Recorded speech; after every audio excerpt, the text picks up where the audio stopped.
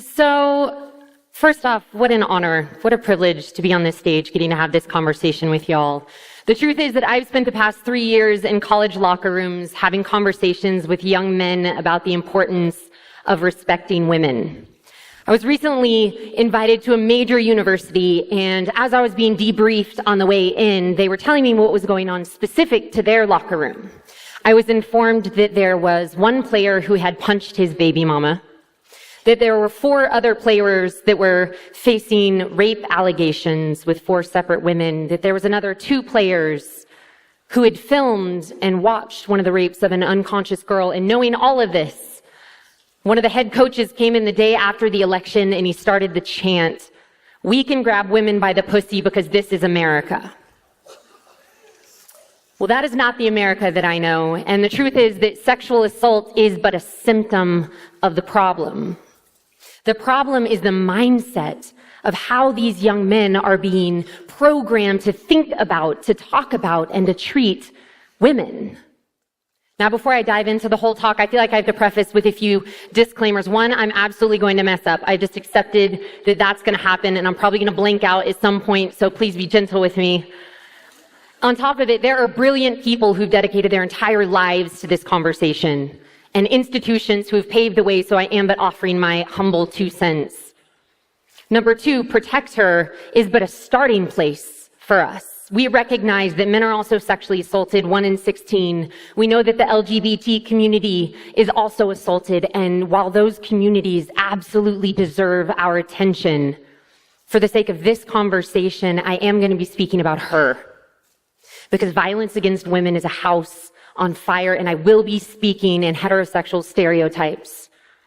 Number 3, protect her is not implying that women are weak and that we can't protect ourselves, so we need men to come and help protect us. Protect her is an invitation for all of humanity to better prioritize the women and girls.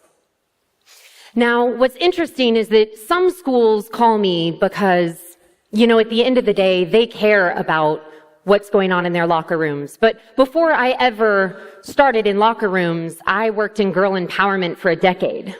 When I was 19 years old, I founded a nonprofit called I Am That Girl. We're basically a badass version of Girl Scouts for college girls.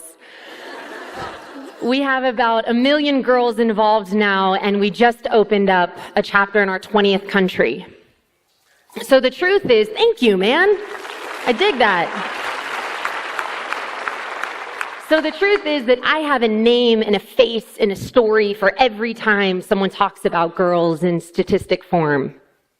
And it wasn't until 3 years ago that Yogi Roth and Trent Dilfer called me and they asked me to come and give a talk to the top 18 high school quarterbacks for a TV show called Elite 11. What I didn't realize was that when it aired on ESPN, a week later, Everything with Ray Rice would come out. And suddenly I was that girl in the locker room having tough love conversations with men about the importance of respecting women. Now, it probably helped that I worked at Fox Sports and ESPN, and that I grew up in Texas where football is a religion, that I grew up with 4 older brothers. My father is the very best man that I know. My husband was a professional athlete for 9 years. And what's interesting is all of a sudden being hired by Division I countries all over the country, that I was invited behind the velvet curtain to better understand what was going on with them. Like I said, there were some schools who were hiring me because they had an incident going on in their locker rooms, and there were other schools who were just legitimately concerned. And I had one head coach call me, and he said he was worried because he had a daughter, and the way in which these young men were talking about women, that it was so disrespectful. So sure enough, I fly out, and I'm sitting there, and halfway through my talk, we're sitting in a circle in the locker room, you can imagine, the only girl, and halfway through my talk, one of the guys raises his hand, and he says, I get it, it's important to respect chicks, but it's cool to fuck chicks. And you can imagine, coach is like, you gotta be kidding me. He's like sitting there shaking his head, looking down at the ground. And so I look up at this kid, and I said, okay, says who? Now, it's this long pause, and immediately he's, looking at his boys left and right who are equally mortified, staring down at the ground like, you gotta be kidding me. We're for sure running sprints now. And so after a minute of awkward silence goes by, I look up and I said, here's the thing, I'm not necessarily disagreeing. I'm just saying you made a really opinionated statement. You said it's cool to fuck girls. I'm just saying, says who? And finally he looks up at me and he says, I don't know. And I said, yeah, that's the problem, you see, is that you're on autopilot and you've been programmed to think that way. That you were handed a script that someone gave you with a definition of cool that's not even yours, and you have the audacity to pawn it off as though you're being original. Mother, father, preacher, teacher, I'm not here to tell you how to live your life. I am simply inviting you to be brave enough to author your own life, to come up with your own definitions, and to think for yourself. He came up to me after the talk and gave me a really awkward hug. And he said, thank you. And I looked at him and I said, for what? And he said, no one has ever asked me to think for myself. I want to thank you for the invitation. Now, I have 1,000 stories of adventures being the only girl in the locker room. And I have stories that would make you laugh, and they would make you cry, and they would make you cringe, and they would break your heart. But more than anything else, they would leave you hopeful. You see, I was put on the planet to empower women. I was made known of that at a really young age, but it wasn't until I stood in a room full of alpha dudes that I realized that I'd been missing the point, only preaching to half the sky. That violence against women is not a women's issue, although we are incredibly capable creatures. Violence against women is a human issue, and it requires all of us participating. And the truth is, the majority of these young men feel that they have never been invited to sit at our table. And because I'm not Santa, and I can't fly to every single school, although Lord knows I have tried. I have spent 220 days on the year, 220 days a year on the road for the past 3 years. So we created the first ever protector program that can be integrated into college locker rooms to invite young men to broaden their definition of manhood. Because we believe that in order to protect the dorm rooms, that we have to activate the hearts and the minds of the locker rooms. Now, a few things that I've learned being in the trenches with these guys is, first and foremost, we have to make them aware of their programming. We have to get the most distracted generation in history to pause long enough to be introspective, to ask the hard questions, says who? We know that they consume 10 hours of media a day. Media that glorifies violence against women, that's inherently disrespectful, that's hypersexualizing and objectifying. We know that they consume 3,000 brand images every day, spoon-feeding them a definition of manhood that's been hijacked by a cheap clone-wearing Ken doll, lacking a moral constitution, self-respect, and authentic confidence. We know that the majority of these young men learn about sex through porn. So maybe we can stop being so shocked, because they're doing exactly what we as a society are programming them to do, and they're doing it very well. So maybe as a society, we can better educate them on sex and healthy relationships. 2, we have to have a conversation about identity.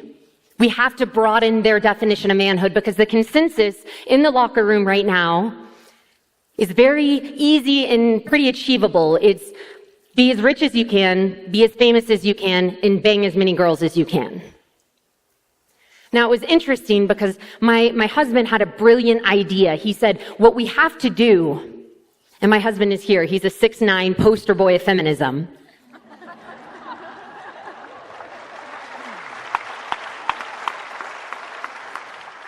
And his brilliant suggestion was, we have to get these young men to stop viewing women just as sexual objects, but to remind them that women are human beings too. He said, so honestly, if I were you, I would just pull pictures of their girlfriends and sisters and moms from social media. I put it in your presentation. That's my husband voice, by the way. And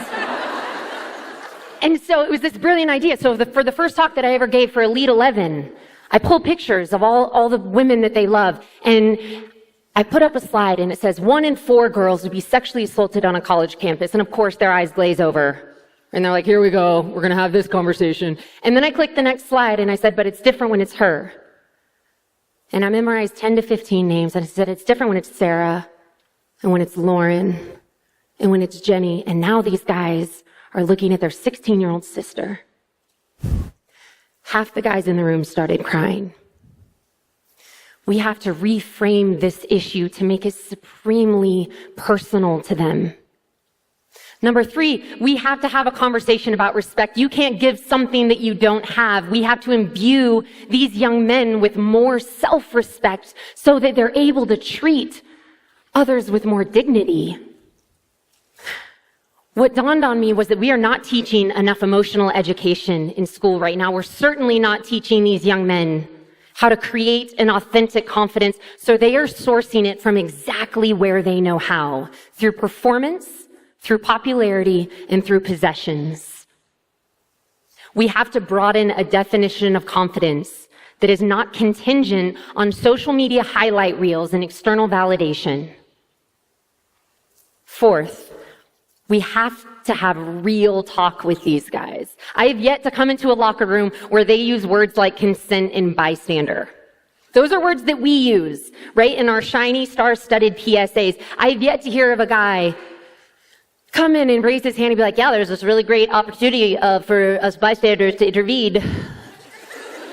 I've never heard of a guy be like, yo, we were in the middle of hooking up, and I'm not going to lie. Like, I paused, and I was like, I just want to make sure that I officially have your consent moving forward. And that's not me poking fun at the intention behind these words. That's just that we have to give them real language and real tools for the moments that we're asking them to be brave. We have to work with them and be in conversation with them to offer them language when they see something sketchy, being able to say, yo, we don't do that. That in the middle of hooking up, to give them language like, yo, I just want to make sure you're cool with us having sex. Because as long as we're talking to them like academic robots, I think we're setting them up to fail. And as far as a few calls to action, anyone in media, please stop crucifying coaches in universities when this stuff happens in their locker room. We're at pandemic levels. This is happening everywhere. Instead, just celebrate the universities who are doing it right so we can inspire others to follow suit. For coaches and educators, please invest in programs like these that are preventative medicine. We cannot continue to triage these symptoms, putting Band-Aids on bullet wounds. For parents out there, you hold all the power in your wallets. Demand that in order for you to pay tuition, the schools have to invest in the safety of both your daughters and your sons.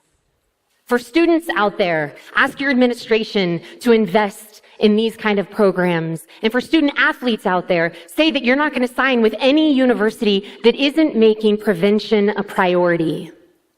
For policymakers out there, if you have to have a driver's license to drive a car, why would you not have to take a mandatory sexual assault prevention program in order to attend a college or play a sport? For the National League team owners, would you be so audacious as to sign a protector pledge that says that you won't draft any students who have sexual assault convictions? To be a professional athlete is a privilege. It's a real-life superhero in this country. And you literally have the ability to change the entire game with those kind of standards.